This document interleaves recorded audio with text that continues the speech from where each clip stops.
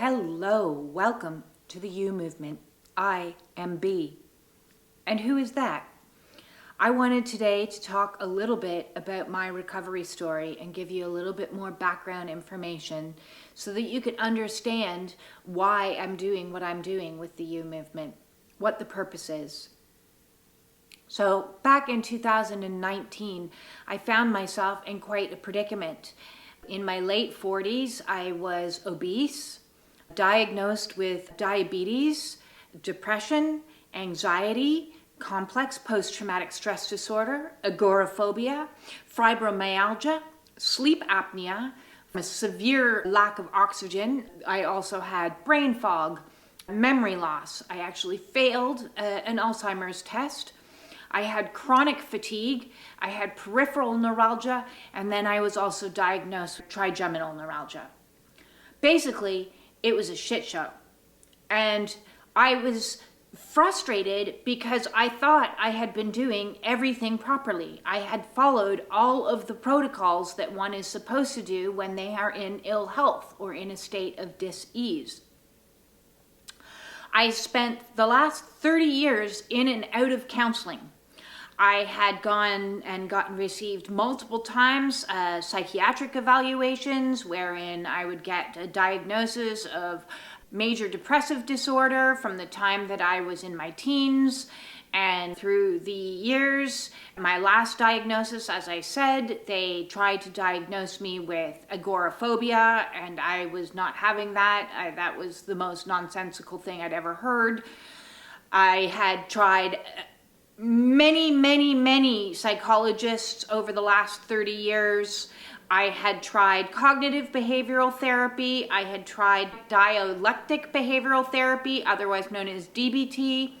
I had tried somatic counseling. I had tried social workers, and I had tried trauma specialist nurses, as well as doing all the regular protocols the medical route takes you down. I'd been on and off antidepressants my entire life. I then was on, they're trying to give me meds for anxiety, meds for diabetes, meds for the trigeminal neuralgia, and it was just meds. And all the meds seemed to be doing was making me fatter, making me more depressed, generally not really doing anything. Yes, for a very long period of time, the antidepressants that I would be on or off made my life somewhat tolerable. And on the spiritual side of things, for the last 30 years, I had been searching for the answers of how to get out of suffering through a lot of looking into Buddhism, a lot of looking into and understanding Reiki and the chakra system and the energetic system, and different teachers from all different spiritual backgrounds all over the world, learning about meditation techniques, learning about mindfulness, learning about all of these things, so much to the extent that I went and became a Reiki master. I took training so that I could not only be a practitioner, but teach other people about the benefits of Reiki and the chakra system and understanding how energy works. And that was on top of my education when I was in my 20s as a Native community worker, addictions counselor. So I'm a qualified addictions counselor, although I never worked in the field, because in one of my videos in the past, I talked about the story. In my final semester at my college, when we were doing in a women's addiction center, one woman called me out. I was 21 or 22 at the time, and she looked at me and she said, "Who the fuck do you think you are? You don't know anything about anything. So I don't know why you think that you can go out into the world and help anybody in addictions when you have zero life experience." And I knew she was right. That's what the kicker was, is I absolutely knew she was right 30 years ago. I didn't have life experience, but I certainly have accumulated it now. The one thing that was never addressed in all of those 30 years of me searching for solutions was the root cause of the problem, which was trauma. A lot of trauma. I had a lot of trauma as a young child, both with abuse as well as being adopted at age 2.5. And that was never addressed. And it's still such a fundamentally new psychology, and a lot of professionals out there are just simply not trauma informed. So I don't want others to be like me, going in circles, chasing their tail, looking for solutions and answers and an escape out of suffering, and not ever finding it. And fundamentally, what it came down to, the one key element that I was missing in my healing journey was the body. I had looked at the mind through psychology. I was taking the meds. I was doing all of the things that you should do when you are in a state of mental or emotional or physical ill health. But nothing was working. And that's because the one place I wasn't working was the root cause. And the root cause was trauma. And the way to deal with trauma and get to the root cause is through the body. The body is the answer. And so 4 years ago, when I was diagnosed with diabetes, which led to an incontinence problem, which was most unpleasant, it became a huge priority that I need to cure this diabetes, and I need to cure it now. So my focus turned away from searching for solutions in the mental or emotional realms and focusing solely on the body. And the more I focused on the body, the more things began to shift and change for me, not just in the body, but in the emotional and the mental and the spiritual realms as well. And this was very enlightening to me. So first and foremost, if you think of the body, I had to get rid of the fat, because the fat and the obesity was causing the diabetes and was putting too much strain and pressure on my system to be able to process the amount of glucose that was going through my body. So weight loss became the first stage, the first step, the first processes that needed to be addressed. And how I dealt with that was through a very strict diet of no sugar. I quit the sugar addiction. Sugar is a way to self-soothe, and it's been something that I'd been doing to soothe myself in times of stress, in times of anxiety, in times of low vibe for all my life. You know, when things are going bad, a box of Oreos sure makes you feel better. Didn't make me feel better when I was over 250 pounds and incontinent with diabetes. Did not make me feel better then. So the sugar addiction was my first thing that I was looking at in relation to diet. With that, I began to research as much as I possibly could, because sugar isn't just about white sugar. There's 61 different names for sugar. And what turns into sugar or turns into glucose in your body. So understanding the glycemic load index became very important to me, and I researched extensively which foods would give you a high glycemic index load, in other words, turns into sugar in the body, and which ones wouldn't. And I eliminated anything that was in the medium or high category, and I went very, very low intake. So that's low carb. I eliminated all white flours for certain. I eliminated all white potatoes. I eliminated all white rices. Anything white was gone, and then anything that was very high in carb, so fruits, tropical fruits, gone. One by one, the more I researched and understood the glycemic index, the more I went into a very, very low GI diet to begin with.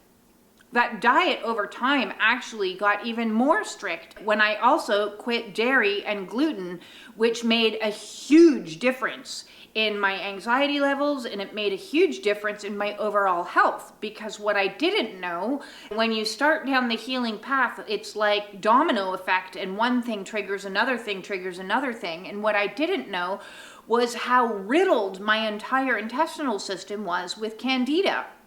And if you don't know what Candida is, please go research it and give very serious consideration if you are in a state of ill health, obese, and suffering from any number of conditions that just keep coming back and coming back and coming back. And it doesn't matter which med or cream you're putting on you, if they just keep coming back, you may have an underlying Candida problem in the gut.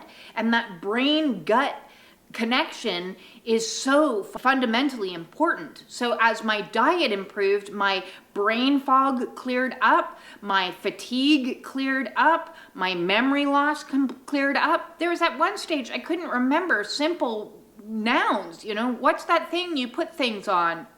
Oh, it's a table. All of these things started to clear up as I healed my gut. And so healing the gut and dropping the weight, losing the weight through diet was one of the first fundamental steps on this journey into body. The second step into body was understanding that my body was relatively mangled in regards to its structure.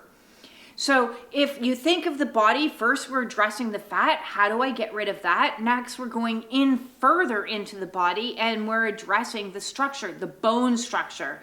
And because of the peripheral neuralgia I had in my left foot that was like a sharp shooting pain that would zing up my leg when I was out walking, I went to a physiotherapist, and the physiotherapist did a gait test or a walking test and watched me walk up and down.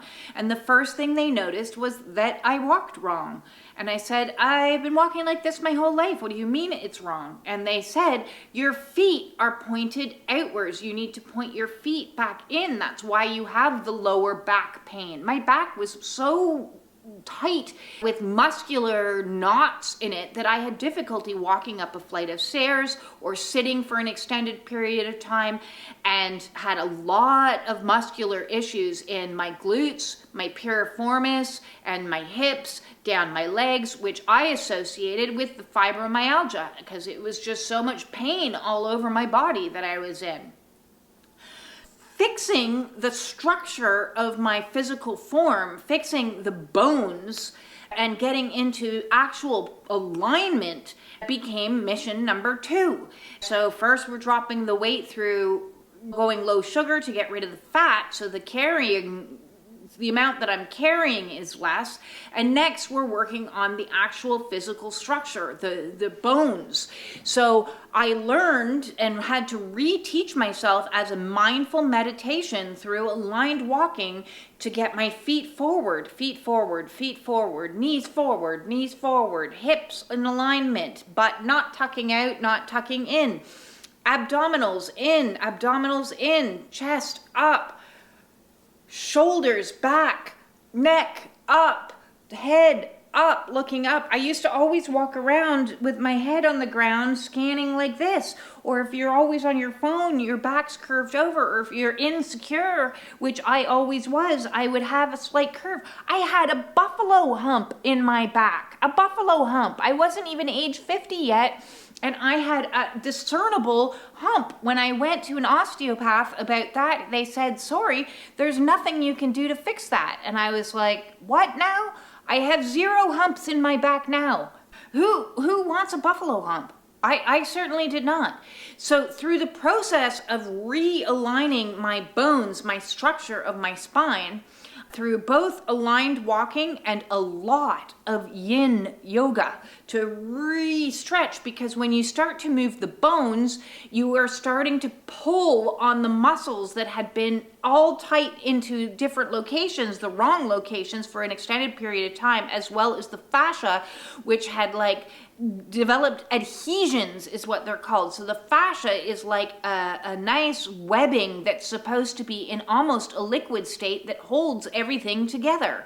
And when you're all tensed up and clenched up with anxiety and trauma and emotions, and you're holding your body in weird ways because you're out of alignment, that fascia develops stretches and pulls, like if you had a wool knit sweater and one tug pulls, it pulls the whole sweater out of alignment. So through yin yoga and aligned walking, I was able to reform and structure and align my body back into balance, back into proper alignment. And that took a lot of work, a dedication every single day to plugging away at it, because that structure needed to be corrected. So as I corrected the structure and then started correcting the musculature through stretching, I developed a lot of pain. It was a very painful process. And I've talked a lot about how on this process I've used a number of tools to assist me through that pain. Trigger point therapy, getting those balls. I have videos about that. Cupping, using suction cups. You can buy them on Amazon for cheap. Using massage guns or massaging tools. Hydrotherapy, massage therapy, if you can have access to that. Going to your local gym and sitting on a jet in a hot tub if you have access to that. Hot cold therapy. All of these types of things were ways to help release all the muscle knots. So as the spine corrected, the muscles started to release and relax, and everything that was trapped in the muscles started to present, and it presented as tiny little bumps all over my body, like hard nodules is the way that I would describe them. And the more I worked those hard nodules, the more I got into the musculature and into the fascia, the more the trauma would release. So now I'm healing not only the physical body, but I'm actually healing the original traumas that's stored in the body. All of the inner child wounds, the shadow type work started coming to the forefront, because the more that I worked those little muscle knots and worked on fixing what was stored in the muscles, particularly in the low back region and the hips and down the thighs. There was a lot of stuff stored in there. There was a lot of junk in the trunk. So all of this has been a huge journey in recovery for me. And where I'm at now, as I'm still releasing some small little tensions and adhesions in my lower back area, my flexibility is much more improved. My health is much more improved, even though I'm still healing. It's a healing journey. It's not, the destination doesn't end. I'm far from in perfect health, but I'm a lot better physically than I've ever been in my entire life, ever. And what I have noticed is now that I am able to get down into the inside, so we've gone from the fat to the bones to the muscles, and what lies at the very core of us? Our nervous system. And my nervous system is shocked. After all the experiences that I have been through, and the spiritual awakening, and the releasing of trauma, and the releasing and loss of abusive relationships and friendships, and loss of my mother who passed away, and loss of security, and loss of a never-ending process. If you've been through an awakening or going through an awakening, a lot of releases, a lot of emotional releases coming up as this process of healing and releasing and healing and purging and releasing and healing. My nervous system is just absolutely fried. And this is the root. If you think of your central nervous system, it is your roots. It looks like roots that are extending out. So I'm finally getting to the root of the issue, which is the nervous system and healing the nervous system. And this is taking more work and patience than I ever thought possible. It's a new way of addressing things. When you're looking at fat, you're in a masculine kind of energy of what can I do? But when you're trying to fix your nervous system because of the trauma that's been stored, I kind of look at it like throughout my life, I've been like electrocuted over and over with like a cattle prod, with every insult, with every harsh criticism, with every judgment, with every bullying situation, with every manipulation, lie, gaslighting. Zzz, zzz, zzz, zzz. My nervous system has been taking in these little electric shocks for so long that it's taking a lot to relax and calm it.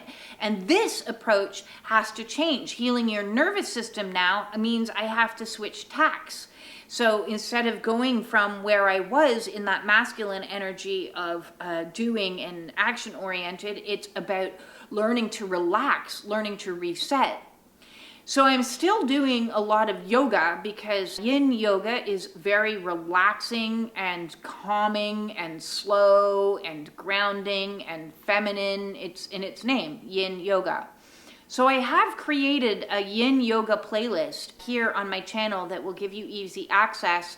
So as I do a yoga program and I'm like, yeah, that's a good one, I'm going to put it into the playlist so that you can access some of these easygoing, really focused on healing the roots. So a lot of them are hip focused, a lot of them are grounding focused, the root chakra focused, relaxation focused. Hop on in there. I'll be adding them as I do them, and you can do them along with me if you're at the point in your journey where you're thinking, okay, I really need to address the nervous system. My nervous system is dysregulated, and if your nervous system is dysregulated, then your emotional system is going to be all over the place, anxiety high. On this spiritual path, anxiety is a huge thing that happens in this because change is happening so quickly and shifts are happening and tower moments are happening so quickly. It's very difficult to keep that nervous system in a state of calm. So the more we can practice grounding practices, and I've spoken in a million videos about all the different grounding practices. I sleep with crystals in my bed. I've tried grounding sheets. Out walking as much and as often as you can, gentle. Now I'm not out doing weight loss walking. I'm not trying to shuffle. I'm just trying to go even better, walk to a tree and sit near a tree for a little while, which I managed to do today, which was fantastic. Yin yoga, down on the ground, doing grounding, eating root vegetables, practice grounding meditations, visualizing roots coming out of the bottom of your feet as you're in a line somewhere or doing anything, connecting to the energy of the earth, wiggling your toes, any types of things like this is going to help draw your attention down back into the body to help ground. Other practices that I'm currently working on that I've also created another playlist is breath work and helping the nervous system through breath work. And there are going to be 2 breath works in there, and I will add more as I do them, as well as meditation, as well as mindfulness. And the more we can practice both mindfulness about what's happening in my body right now, what does my body need, where do I feel pain, discomfort, what's my body trying to communicate to me, the more mindfulness within the body becomes its own spiritual practice of healing, as well as what's happening around me. Everything's okay, because when you get lost and trapped in the mind, which is very easy to do, trust me, I know, when you have a lot of trauma and you have emotional flashbacks, or you have programs of responding to things like, oh my God, what's the next boot that's going to drop, or what's going to happen, I'm scared, and catastrophizing and predicting and doomsdaying and worst case scenarioing. That's not a word, but visualizing worst case scenarios all the time. All of these are trauma responses, and all of these trauma responses are now working against us, especially against our nervous system. And the nervous system needs to be brought back into a state of calm. And for those of us that have had trauma, that may have never existed. I want to just leave a pause there, because if you think about it, if you have a lot of abuse and a lot of trauma as a child, you may have never experienced what it is to have a calm, relaxed nervous system. So being super gentle and being super kind and being super compassionate, and trust me, I know how difficult that is, because there's nothing you want more than to be over it, to be healed already, to be better. But the healing process, you can't rush your healing as much as you want to. And trust me, I understand how much you want to, but the wanting it to be over, the wanting to be healed, the wanting everything to be fixed is only actually causing you more anxiety. the more you can accept that all you can focus on is the here and now in this moment. And in this moment, I am safe. In this moment, I'm doing a video. In this moment, there's no tigers. In this moment, I don't need to worry about the bills. In this moment, I don't need to worry about tomorrow. In this moment, I don't need to worry about next week. In this moment, I don't need to worry. So practicing mindfulness by observing what's happening in this moment around you, now, here, looking around, making sure if there's no saber-toothed tigers in your living room, in this moment, I am safe. In this moment, I am secure. In this moment, everything is okay. In this moment, it's going to work out. In this moment is all I need to worry about right now. So it becomes cultivating a practice of letting go of worry. And worry is hugely associated with trauma, because that's how you were able to protect yourself at one stage, is if I come home and I'm in this energy, how is my abuser going to respond to me? If I come home and I do this, if I do that, if I have this test result, if I say these things, it's constantly worry, worry, worry, and predicting so that you can keep yourself. So more you practice in this moment, they're not here, they're not in this space, nobody's around you, and using the power of mantra or affirmations to help bring yourself back into a state of mindfulness around you is what's going to be a key tool that I am using to help regulate my nervous system, and one that I recommend that you use as well.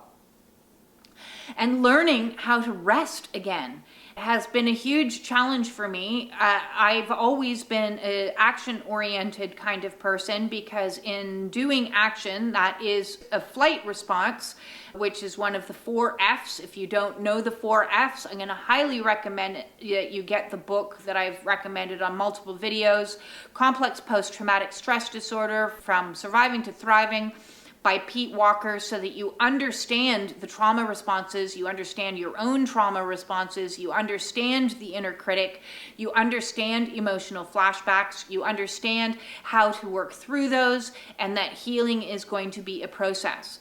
So it doesn't matter how extreme your abuse was or how minimal your abuse was. If you're carrying trauma, that trauma is real, that trauma is valid, from neglect to physical abuse to emotional abuse, psychological abuse, narcissistic abuse, cultural abuse, generational abuse, birth trauma, sexual abuse. Any of these things can be some of the templates that you've carried with you, and as a result, it's like pre-programming a computer to have a default trauma response. And there are many trauma responses, and people cope the best way that they can. But on the healing journey, it's coming to the self-awareness that these coping mechanisms that I'm using aren't actually helping me anymore. They're debilitating my healing, and they're debilitating the sense of self. So learning to find healthier ways through body work is the key to healing. It's the key. I've spent 30 years, I explained everything that I've tried in the background of all these different things, self-help books up to the wazoo, learning. Yes, learning is good, but unless you have practice in the practical, in the body, you're not going to make the shifts and the changes that you so desperately want to escape from the legacy that trauma has given you. If you have any questions for me, please feel free to drop a comment below. If you want to come over and join my support group over on Facebook, the link for that is in the description below. I've set up a whole bunch of different playlists based on categories, so that if you have a particular area that you're interested in learning a little bit more about, narcissistic abuse or trauma or body work or mind work or emotional stuff or inner children work, shadow work, all of these types of things, go check out the different playlists that are organized for you in an easier way for you to find your way around the channel. If you want to book a one-on-one Zoom call with me, please send me off an email and reach out, and let's get something on the schedule. And I can use both my intuitive insight as well as my experience as well as my education to be able to assist you through your own healing journey as well. I'm also introducing a pay it forward program. If you happen to be in a situation where you have a lot more financial resources available to you and you want to pay it forward, I am happy to take on a payment for a Zoom coaching call and donate it to somebody who doesn't have the resources that you have. So this is a program that I want to start developing so that everybody has some access to some coaching services with me. I still need to survive. I'm trying to give as much as I can through the YouTube channel, and I would love to be able to provide everybody with free services, but I still have to eat food. If you are in a situation where you're feeling that you have and want to be able to provide a donation or provide some sort of support towards somebody else along this journey, reach out to me and let's set something up. That's something that I think could help other people out there that are struggling. So that said, I want to wish you all a very, very good day and hope that none of you are struggling. And if you are, I'm sending you all my absolute love. You're not alone. We will get through this, and peace out.